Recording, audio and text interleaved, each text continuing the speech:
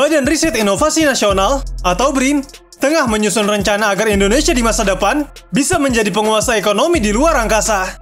Landasan hukumnya berasal dari Peraturan Pemerintah Nomor 7 Tahun 2023 tentang penguasaan teknologi keantariksaan. Lewat aturan tersebut, Kepala BRIN, Laksana Trihandoko mengatakan, Indonesia ingin bersaing secara global yang sudah memandang bahwa ruang angkasa di masa depan merupakan space ekonomi. Menurut Trihandoko, Peraturan Pemerintah Nomor 7 Tahun 2023 memberi jaminan dan kepastian hukum bahwa Indonesia bisa ikut bersaing di dalamnya. Handoko ingin memutarbalikkan fakta dari yang sebelumnya Indonesia merupakan negara peminjam satelit sampai nantinya ke depan bisa menjadi negara yang dapat meminjamkan satelit.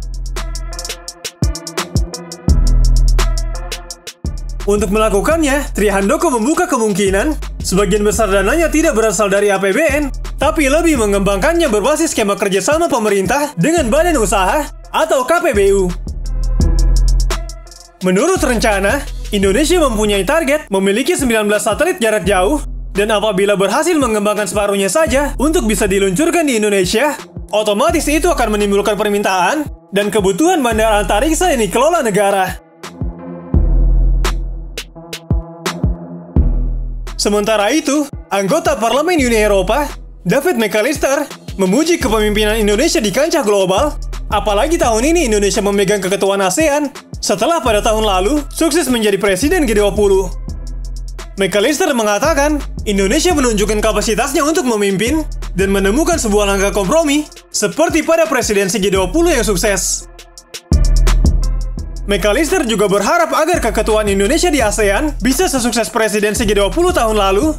Uni Eropa merupakan mitra bicara ASEAN dan mitra dagang terbesar ketiga bagi satu sama lain. Pada tahun lalu, ASEAN dan Uni Eropa merayakan 45 tahun kemitraannya, serta sepakat meningkatkan kerjasama, yaitu kerjasama strategis.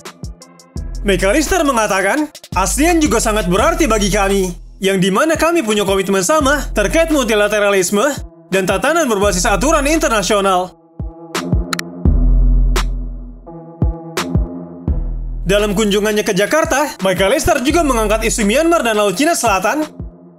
McAllister mengatakan, kami mendukung upaya ASEAN untuk mencari solusi dari krisis Myanmar dan berharap upaya ini membuahkan hasil serta membawa Myanmar mampu keluar dari krisis politik.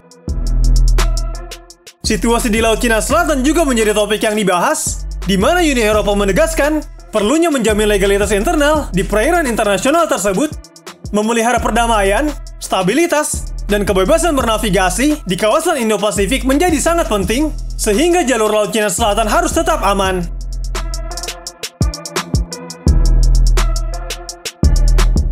Uni Eropa juga kembali menjatuhkan sanksi terhadap Myanmar atas serangkaian pelanggaran hak asasi manusia. Sanksi terbaru ini menargetkan 9 individu dan 7 entitas, termasuk Menteri Energi, pengusaha, pejabat tinggi, perusahaan swasta yang memasok dana dan perlengkapan militer.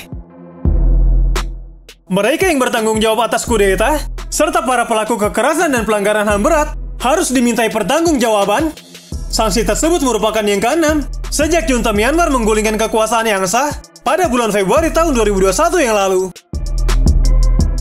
Hingga kini, total ada 93 individu serta 18 entitas yang mendapat sanksi.